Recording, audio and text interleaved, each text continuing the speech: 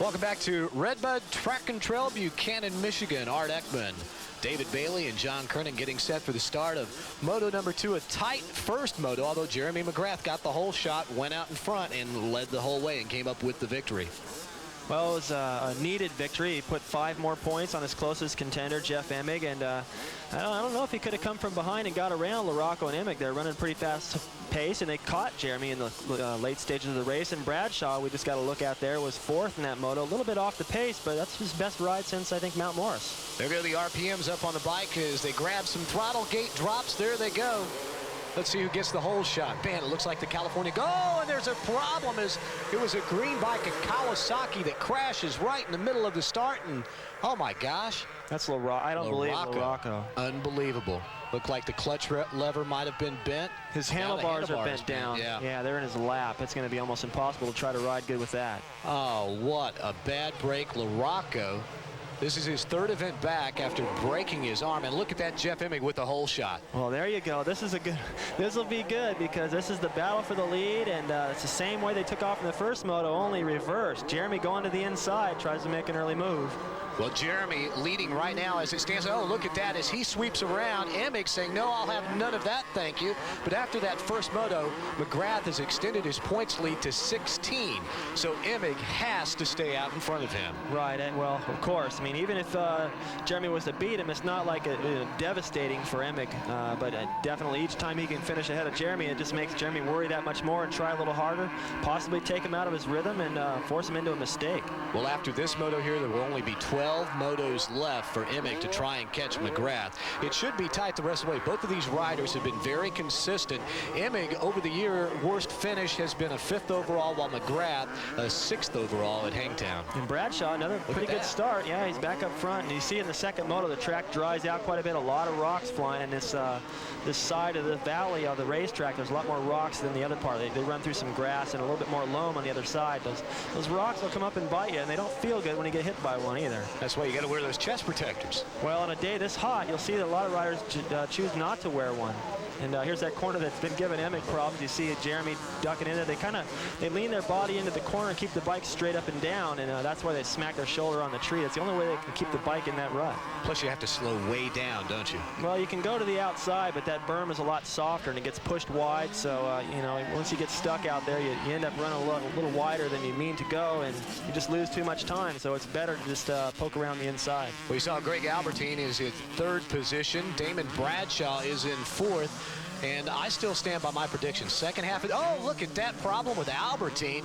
Got it crossed up coming off the jump, and he's lucky he didn't tumble off of that one. Well, Bradshaw is right there, ready to make a move. He's close enough now. If he'd have been this close when Albertine made that mistake, he might have been able to make a pass. Right there, you see coming out of the corner, Bradshaw just taking a face full of rocks and dirt, and in the air there, he already pulled a tearaway. Well, there's Jeff Emig out in front, having no problems with getting roosted by anyone at the moment. Well, it's a little bit dustier this moto, and it's not anything wrong with the way they prepared the track. It's just that dry, and it's almost impossible to keep the dust down. So it's for LaRocco now, who's got to come from dead last. You can bet that he's not even going to be able to see where he's going on these first laps until everyone gets sorted out. There's the green flag. First lap is complete. Already Emig put a little bit of distance on Jeremy McGrath, and it looks like Albertine is catching McGrath. Yeah, I'm surprised in that just that last quarter of a lap or so, Bradshaw lost a lot of time, so he must have made a mistake somewhere, overshot a berm, and it'd be interesting to see if he can catch back up. If he can, then I know he's on a good pace. Well, I still think, like I said earlier, Damon's second half, probably the last 4 events, is going to be really strong. Well, he's a threat no matter when or where or what size bike, or if it's raining, doesn't matter what. This kid can win any moto, and I think that's what a lot of riders fear in him. And right now, you know, I think he's doing pretty good. I mean, he's been out for so long. There's so much to learn. The bikes are completely different since he rode last. So he's, you know, I think he and LaRocco are in the same position. Neither one of them really have anything to prove this year, only just to themselves, because, you know, they're completely out of the points chase. And, you know, they can go out and try to ride good. If things don't go perfect, like what we saw happen to Bradshaw last week in Southwick, he'll just pull off and just try to get through the day without making a mistake. Well, speaking of pulling off right there, Larry Ward. experiencing a problem. Larry, with a great Supercross season, finished second overall to Jeremy McGrath, but the outdoors have not been that kind. In fact, his best finish was a 5th at Gainesville in the first race of the year. Yeah, he's just gone downhill from there. And Bradshaw, that's the berm I was talking about in the second moto. Those things get deeper and choppy, and Bradshaw right there paying the price. We're nearing the midway point of Moto number 2. Take a look at our Honda Field summary. Back with more in a moment. ESPN Speed World welcomes you back to Redbud Track and Trail, Buchanan, Michigan. Jeremy McGrath riding along in the second spot behind Jeff Emig. Now, David, we saw at the beginning that Emig had a problem in practice. Also, a slight mechanical problem for Jeremy. The bike wasn't running quite up to snuff, and so Skip Norfolk did some work on it before the start of Moto 1. Apparently, got it tuned in pretty well. Well, I'd say so. He got the whole shot in the first moto, and Emig, who had to use a different engine completely, was second place in the first moto off the line, and got the whole shot in the second moto. So those bikes are running good. There's Kedrowski trying to make the move on John Dowd as he just out horsepowers him into the turn. Dowd tries to cut it off and follows that run. Almost had him for a moment, but Kedrowski takes over that spot. Well, that's the same place we saw Albertine make a move earlier in the race, threading the needle. Like I said, there's not a whole lot of room between Dowd and that stack of tires, and Kedrowski just muscles his way through. Dowd tries the outside line there, but he actually lost some ground, it looked like, although he did get a pretty good run at that jump and made up some distance in the air. But Kedrowski has moved around John Dowd to take over that spot. Well, it was important for him to get around him right there, because that portion of the track they're getting into right now is a little bit more one line, and if Dowd's holding him up, then he's got to wait till the end of that section before he can make a move. Well, it looks like Jeremy McGrath might be trying to reel in Jeff Emig. Is he thinking victory here in Moto number 2 for a clean sweep? You can bet he is. He's always thinking that. Thank you, Ben and Skip. There's Greg Albertine. Albie having a pretty decent ride today. And look at those sleeves on his jersey. He's cut him off way up, halfway up his forearm. That's one of his trademarks. A lot of guys were starting to do that. Ron Lachine was one of the first guys I saw. Actually, Bob Hanna used to stretch his so far. They looked like that.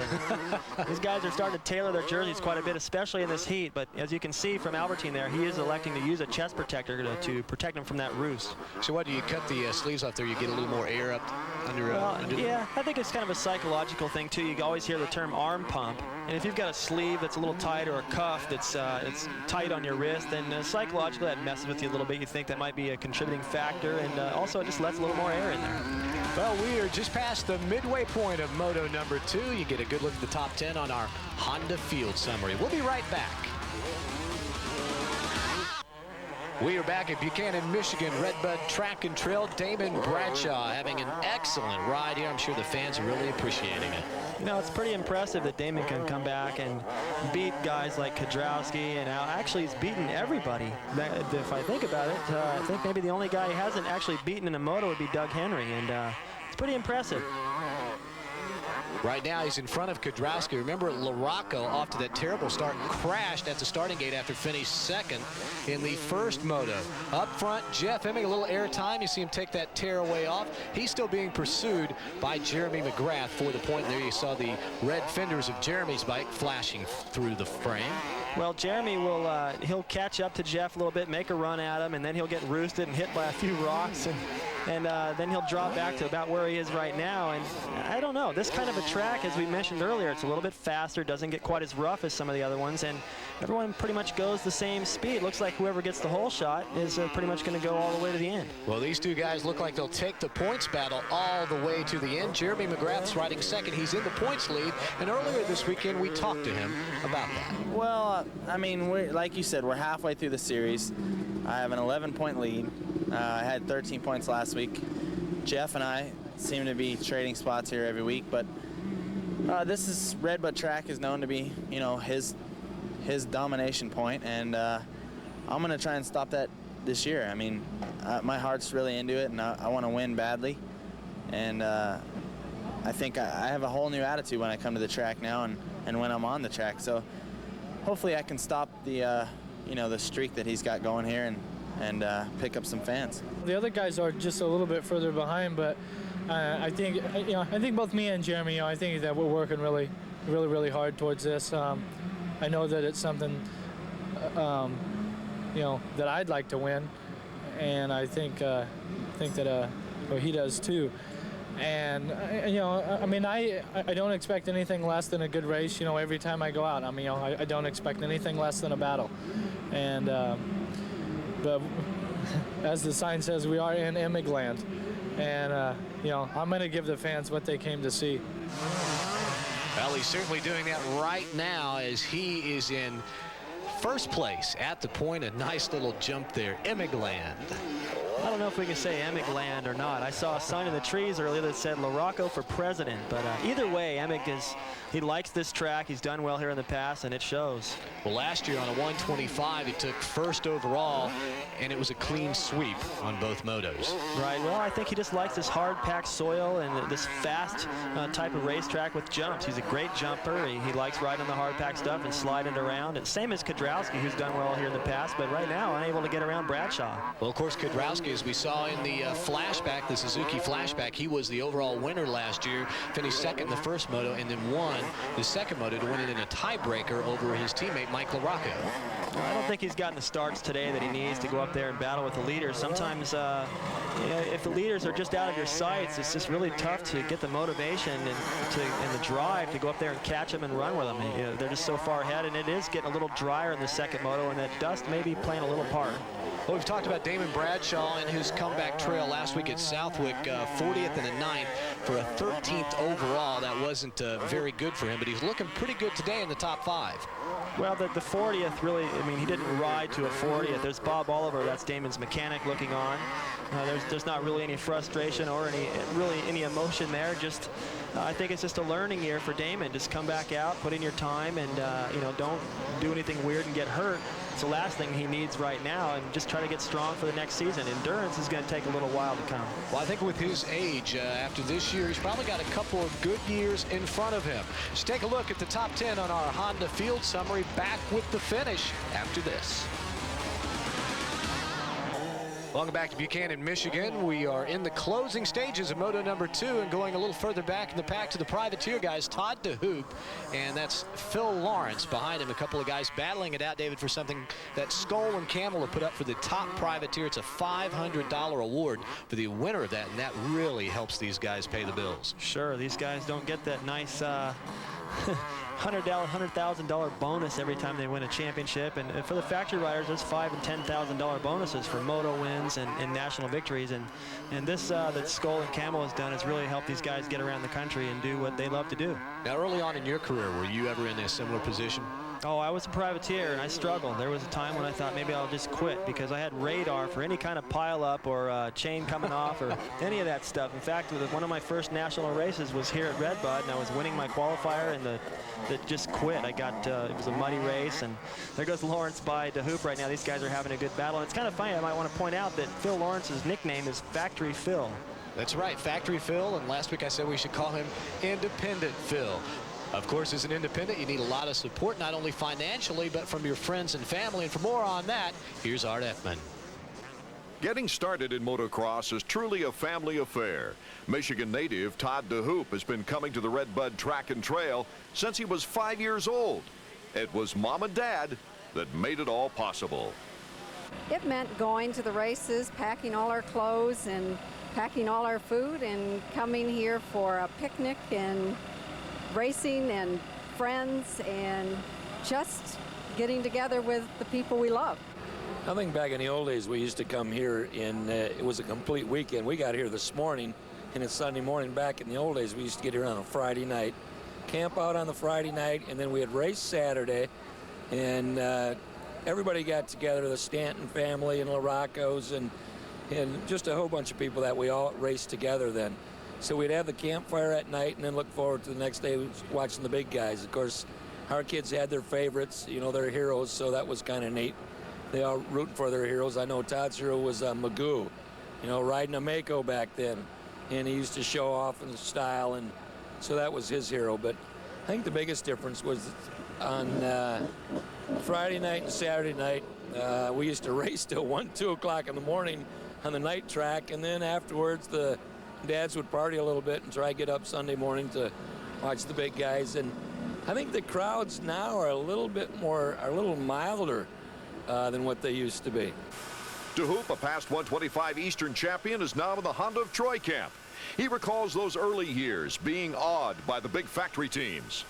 When I came and I saw all these big trucks and all the people, I was just like, man, what is going on? And then we got to see the race, and I couldn't believe how fast those guys would go. And now I'm one of them, so it's like it's fun to think that, you know, there's people out there watching me thinking the same thing, and just it amazes me. Of course, without those guys, there's the white flag for Jeff Emig as he is pulled way out on Jeremy McGrath. But back to the independents, without those guys, David, we'd only have, what, 10 bikes out here on Sunday afternoon? That's it. And the teams like Honda of Troy and Nolene and Pro Circuit, who kind of started that, I think, has really helped the privateers to lift their efforts a notch with having pretty competitive equipment. Well, Jeff Emig, nobody's been able to be very competitive with him today.